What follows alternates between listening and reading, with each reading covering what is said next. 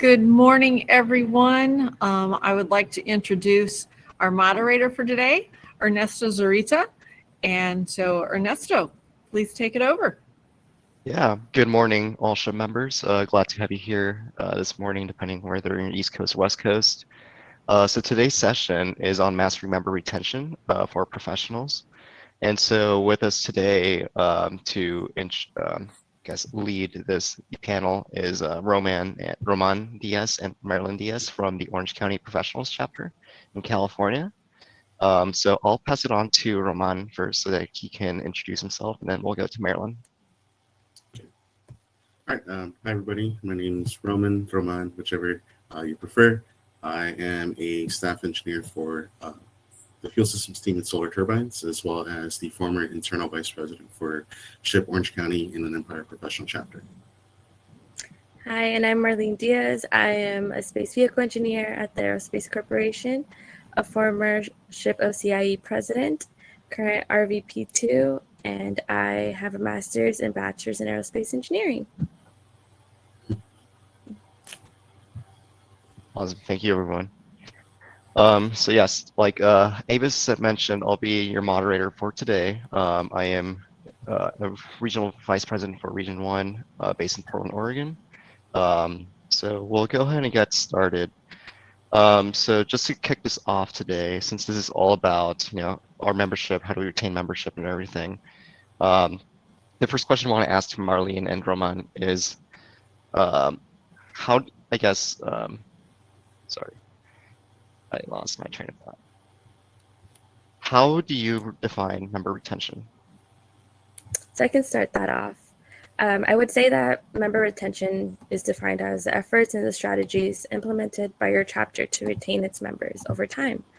But an easy way to understand this is by the number of returning members. So for SHIP OC, some insight, we have both virtual and in-person events, but our members differentiate. So depending on their availability, some are more virtual members, recurring virtual members, and some of them are more in person.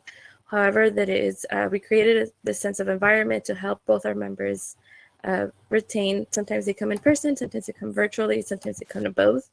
But we allow this environment to be able to capture them at any time of their life, whether it's a work-life balance, they're going to school, they're able to join in at any time.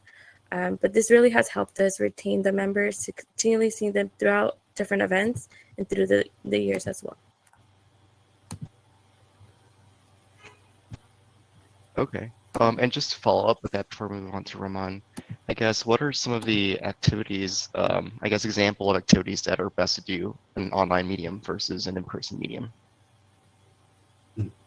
Am I coming through clearly? I know there was some issues with the volume right now. We can hear you. Okay. Can you repeat the question again, please? Yeah, so just to follow up to that, what are some examples of activities that you would do for professional members that is best to do in an online medium versus doing an in-person medium that you found success with your chapter?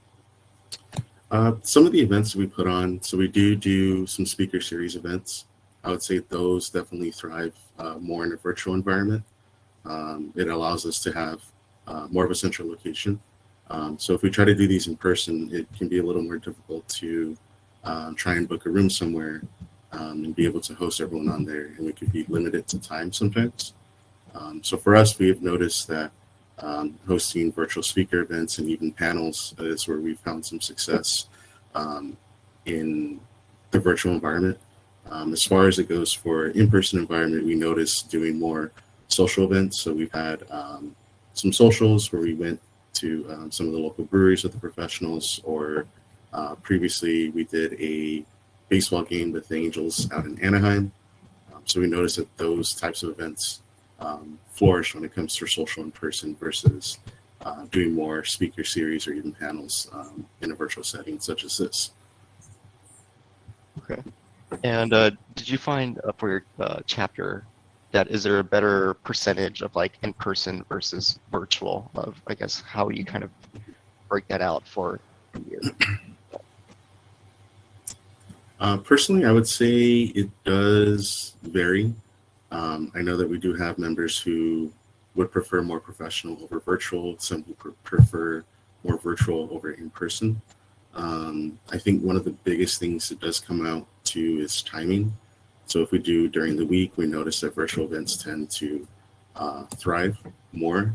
If we do social events on a weekend, a Friday night, Saturday, even Sunday, we notice that's where people have more time to drive out to where we go. And I think in our case, being both Orange County and Inland Empire, we do have kind of a larger area that we cover. So wanting to have an in-person event on a weekend is ideal. That way we can make sure people from other parts of the Inland Empire or even other parts of Orange County can make it out to this event with us. Okay. There's a question from the chat. Do you find more events that are attended in a virtual setting or in person? I can take that. I would say, so it depends, as kind of like Roman was mentioning. Sometimes we have a lot of people show up for virtual, depending if it's more geared towards a little bit more towards student lifestyles, towards professional. But sometimes we get, if it's a social event, we see a lot of people in the summer, for example, you want to go out, you want to meet people, you want that interaction. We see a lot of people in the in-person events. But it gets a little bit more tricky when it's during holidays and when students are in their midterms or finals. You see less attendance in person, but sometimes virtual option is a little bit better to be able to join in, whether you're studying at the library, whether you're in a different city because you're visiting family. So that's when we see what is happening in the month, where are professionals, where are members, what are the type of events that we want to do, and that's it, we plan ahead. For SHPE OCIE, we've seen that if we plan ahead about 3 months ahead, we are able to kind of see what holidays are coming, what's the best time to host it, whether it's during the weekday or during the weekend, whether it's an in-person, virtual, and we're keeping track on the progress we're making, when to market our events, and this really makes it easy for our members to plan ahead. As much as I have a busy schedule, I also like to know and be able to plan ahead. That way I can attend, especially if it's in person. It does take a little bit more effort to make it, especially trying to coordinate whether you have children, whether you have to care for a family member, whether you're even coming out of work and trying to make it to the event. We live in LA, so as you guys have probably heard, there is a lot of traffic. So we try to make it at a time where it's easily accessible, there's easy parking, and our members don't have to worry about any of that, and they're just able to come in day of and really be focused on the event. Okay. And since this is about engagement, how do you manage to get people to gain interest in attending events? Like, how do you plan out an event and you're like, oh, this is going to be good for the members, this will bring members out here? So we do love getting feedback from our members. Some ways that we do that is by getting through Instagram polls, or if members are in person or virtually too, we like to gauge their interests. So whether it's we ask them on the chat, we ask them during our presentations, or during the beginning of a presentation of a speaker, we usually as a board kind of come on, tell them who we are, and sometimes just kind of gauge some questions of like, hey, are you looking forward to more of a social next time? Are you looking forward to more of a professional development, career development?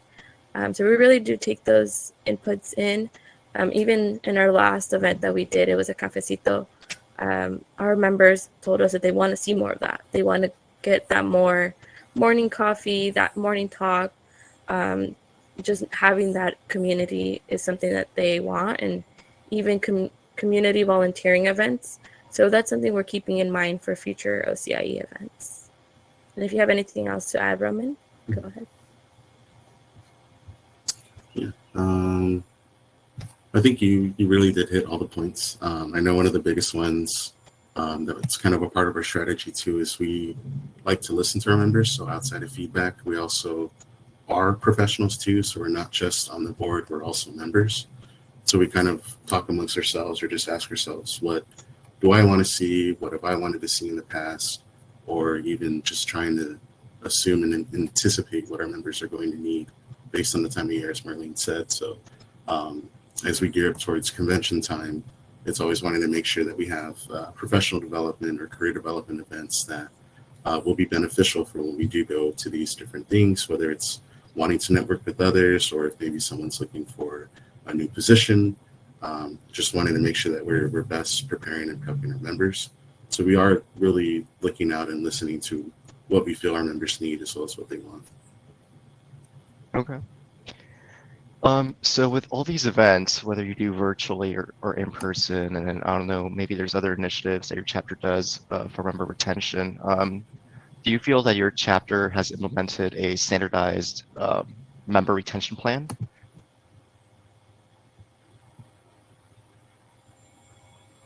Let's see. I don't know if Marlene or Roman feels better equipped for this. Yes, I think, Roman, I think you wanted to take this one on about the standardized member retention plan. Oh, yes. So yeah, we know like plans are great, and we can lay out the step-by-steps, but we know that sometimes they don't pan out the way that we wanted to. So we know that one of the biggest things is to be flexible. So for us personally, we do recommend that there should be a standardized outline or guidelines. That way each chapter can adapt to their chapter and member needs.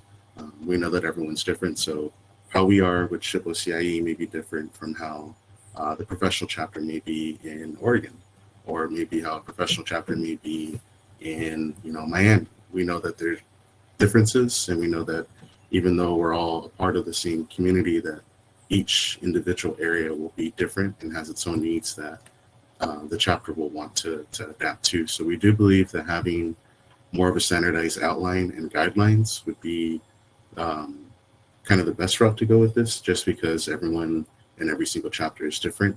So everyone wants to be able to remain flexible and adapt to the way that they need it to be for their specific needs. And is there any like tools that you've used that have helped kind of guide all these different initiatives that you feel work well and don't work well, provide more value, don't provide value? Maybe like the chapter management tool, has that been a help to your chapter or not? Marlene, do you want to take that part of the question? Yes. So we do use our chapter management tool. That way we're keeping in track with the lessons learned. I think that's a really big thing. So after every lesson, the board does meet. After every speaker, any session, anything that we do, the board meets up, and that's the first thing we talk about. What went well? What can we improve? What did our members say to us during the event? How many new faces did we see? We talk about this. We take this all into account. We put this in the chapter management tool, and the biggest thing we do there is like the lessons learned. We go through it. What is something we could have worked on, whether it was logistics, whether it was something that we could have added to the event, something we could have removed, something we could do better next time. So all these things that we do talk about is all in helping our member retention, because we take that feedback seriously. We want to improve. I think there's always great things, even when things don't go as they plan out. I think there's always successes in our events. However, I think we just always want to learn from them. We want to take what's great and apply it to the next event, and also learn for things that just don't plan out. And sometimes things plan out in a different perspective. So something we couldn't even plan for, we just keep that in mind, right? So, and as we are transitioning through different board members, we want to make sure that that is retained within the chapter knowledge. And I think that's something we've been working on, whether using these tools like the chapter management tools, so that way people can come back and be like, I want to do a similar event. What happened during this event? I didn't attend that year. I wasn't part of that board. I wasn't part as a professional, as a student, but I wanted to do something similar. So where do I start? And I think these tools, these insights are definitely going to be helping the future members, the current members, and just create that knowledge base where you can just really just visit it and feel comfortable going for the event. Awesome, thank you. So there's, I guess, to kind of follow up on a question from the chat. Can you maybe give us one example of a retention initiative from your chapter that went really well, and then maybe an example of an initiative that didn't really quite go well, and maybe some reason why you believe that didn't go well? So I'll take the one that went well, and I'll give Roman the one that didn't go well. The first one, I would say, our biggest one is our cafecitos. So SHIP OCIE was actually two different professionals. At the start of the pandemic, we decided to merge because both of them were struggling to stay active. However, we saw the members' needs, and we wanted to make sure that we can have this this chapter for our members and our professionals and students as well. So we were like, well, in the pandemic, it's really hard to meet. What do we do? What events do we make virtually that can kind of bring us together? So we started the SHIP OCIE Cafecitos. This was a new year, new resolution talk. We wanted to get to know our members. We wanted to create a safe and open environment where you can really talk, not just, I want to have a good year, I want to make plans and just keep it up to there. No, we wanted to dig in a little deeper. We wanted to make sure our members felt comfortable or able to really say what was on their mind, what were their struggles, how they were really feeling during the time. So that's why we started the Cafecitos. It started virtually, where it was more of a planning. We know that we're at home. We know that we're kind of just going through this together. So that's where we started it off. But then as we continued, we saw that these Cafecitos, they wanted to see this more recurring. So we created a mid-year Cafecito, and we even transitioned to in-person. So when we did in-person, we saw a couple people in person now, but this has been a yearly thing we've been doing, the New Year's resolution, and we even implemented the mid-year in person as well. We just had that a couple weeks ago, and we had a good turnout. So I think it's just really listening to our members, really getting them together. So that really helped for our initiative as Cafecitos, as just kind of bring your community together and having this coffee chat, and just as a familia, really just enjoying our presence. Thank you, Maureen. Roman? So, event that didn't go well. I feel we do always try with our events, like make sure we're doing things that we want like people to be a part of. I would say part of it is being both Orange County and Inland Empire. We have found some struggles with wanting to do events within the Inland Empire. So I know that we did plan a social get together in October where our turnout wasn't what we were expecting. So we were hoping for more people to show up than actually did. So I would say that one of our strategies that hasn't gone well is how do we engage our professional members, student members in the Inland Empire, and trying to find other ways that we can increase member turnout. So I would say that that's kind of where we've lacked a little bit, but we always try to make sure that we do central locations and we've had members show up, but trying to do events within the Inland Empire is where we found some struggles. So to give some, I guess, background for those that don't know the region, OC and IE are really big space-wise territorial places. So we do have some schools that we help out in the IE Inland Empire. We have schools in Orange County. So we usually try to meet in the middle because we do have professionals and students who attend our events. But sometimes we also want to make sure that we're being closer to the IE. But I think moving forward, what we will do is also reach out and maybe give out more surveys, more polls of the people, professionals, and students that we know are located in that area to make sure that that day and event is what they're looking for. Obviously, we can't cater to everyone, but we want to keep those things in mind. When we're planning these events, we're putting so much effort into it. We want to make sure, as you guys know, it's not easy to put an event together. It does take time. It does take like resources, and just maybe sometimes it's even planning ahead, whether it's getting reservations, whether it's finding a place to do it. So I think those things take time. So maybe just getting more of an insight of those professional members. Are they in town? Is that a good timing? Are the students in midterms? What is happening, right? Just getting that idea so that way we can plan ahead better. Awesome, thank you. So what have been some challenges for your chapter in terms of trying to retain members? I can start that one. So I would say kind of like what I was mentioning before the pandemic, when we first merged, it was really trying to engage both sides of Orange County and Inland Empire together. So I think that was like where we're trying to see like who our members are, right? Like what are their needs, and really just seeing that through different venues, whether it's through just virtual versus through a hybrid events, through in-person events, just kind of really gauging that. We were trying to, as Roman had mentioned, it's I think mostly because some of our professionals dip in both of our regions. So they might live in the IE, they might work in the OC, or vice versa. So how are we going to be able to help them, right? So we're here trying to do these resource development, any professional development, career development, socials. How can we meet them halfway, right? We don't want them to go out of their way. We don't want them to cause another thing on their list and that they don't want to attend. So really just trying to understand kind of where are they laid out, how can we best plan for this. I would say that has been one of the challenges, the distance. Having these virtual events has created a better environment for them to join in.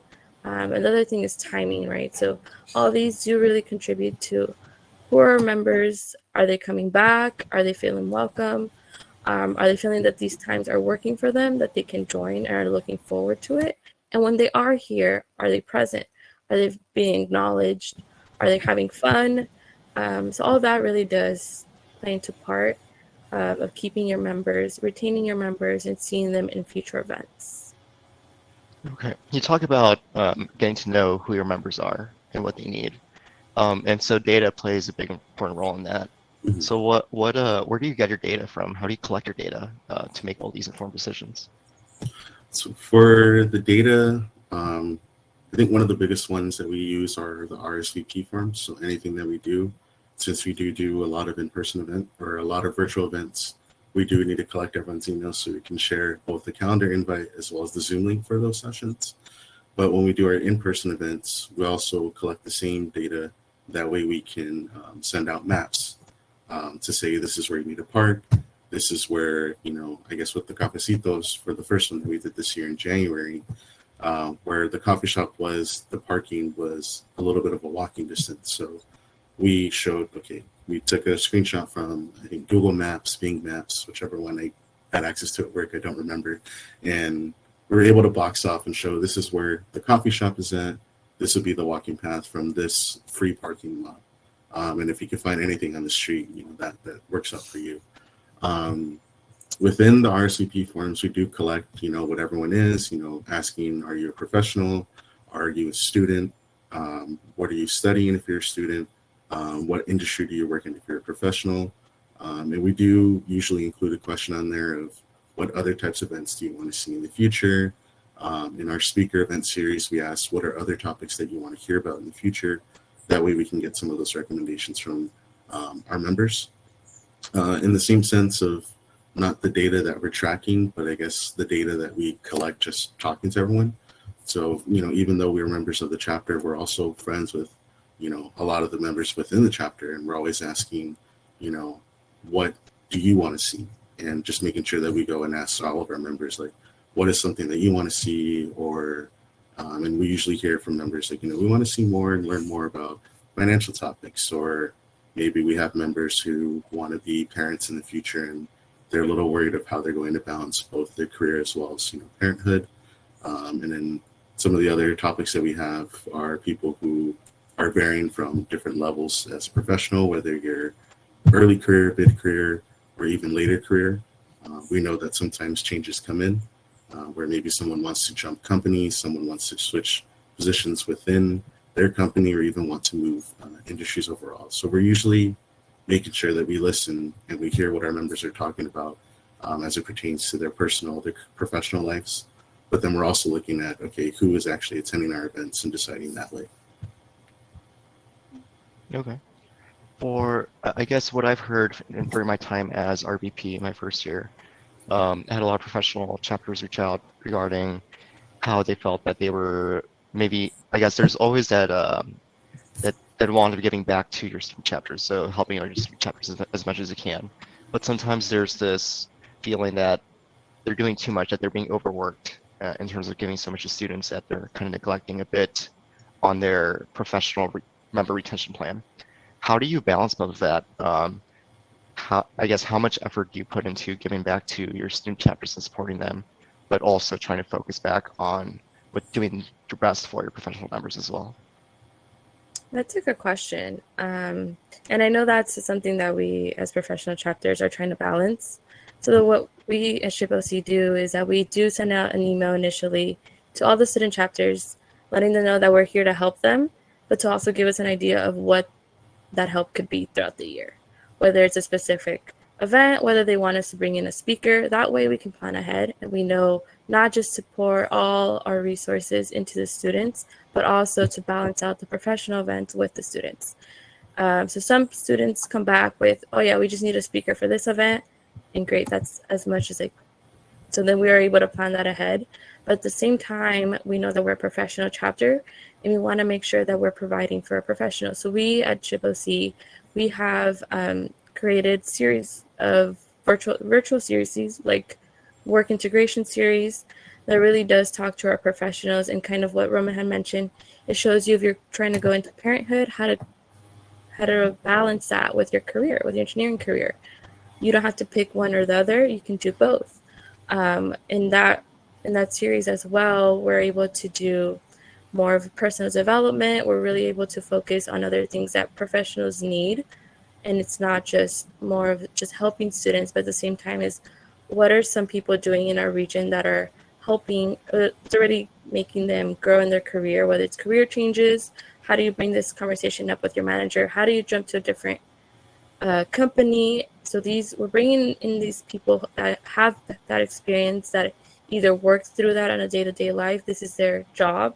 This is something that they do as an initiative themselves because they're really passionate about, whether it's financial, whether it's how to buy a house, whether it's where do I invest and things like that. These members that we have in our region, and we bring people from different regions as well. We want that knowledge to be spread to our professionals. So we really do care about professionals. We try to find that balance where we're not neglecting neither one, but we're actually finding the resources that can help either one.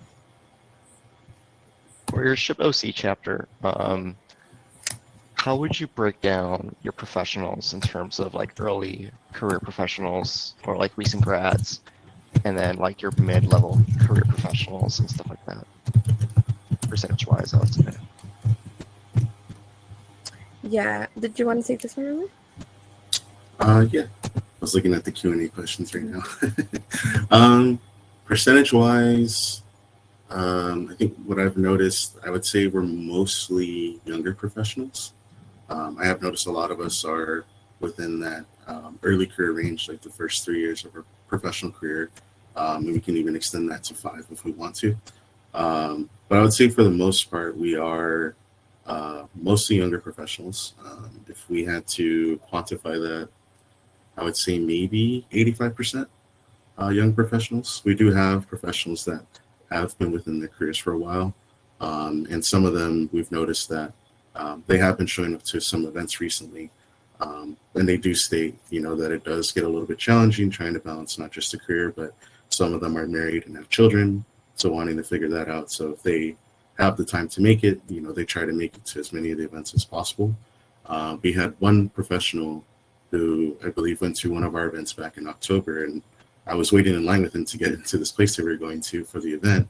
And I spent the whole time talking to him, and he said that he was extremely involved when he was a student at UC Irvine, and he was involved for a little bit as a professional, but that he kind of lagged on being a part of SHIP. So he did spend time, just more focusing on a career, focusing on his family and his personal life. And now he wanted to get back into the mix and start going to the events and start meeting some of the professionals, and also trying to see how SHIP has changed from when he was a part of it. So yeah, I guess the easiest way, like percentage-wise, will probably be 85 to maybe 15, maybe 90 to 10 in terms of that. But we are finding ways to engage our older professionals and our older chapter members, because they, are an extreme wealth of knowledge. And some of the professionals that have been around that have been in SHIP for, 20, 30 years, they can go on for days about stories of, who they've seen come up. I think now that I'm a part of the San Diego professional chapter, I've met the co-founder of the chapter who talks a lot about Rodrigo, the guy who founded SHIP. So there's a lot that you can learn from all the professionals. And I would say it's harder to quantify just because everybody is busier. Awesome. Well, we're out of time, but thank you, Roman and Marilyn Diaz, for attending the session. And thank you to the audience for joining in and participating. So this, I invite you to the next session that will be Mastering Member Retention, the breakout session that will be happening at 10 a.m. So don't leave yet. There's more conversations to follow from here. But thank you for attending and enjoy your 15-minute break. And thank you, Ernesto, for being our moderator. Of course. Thank you for joining. Thank you. Thank you.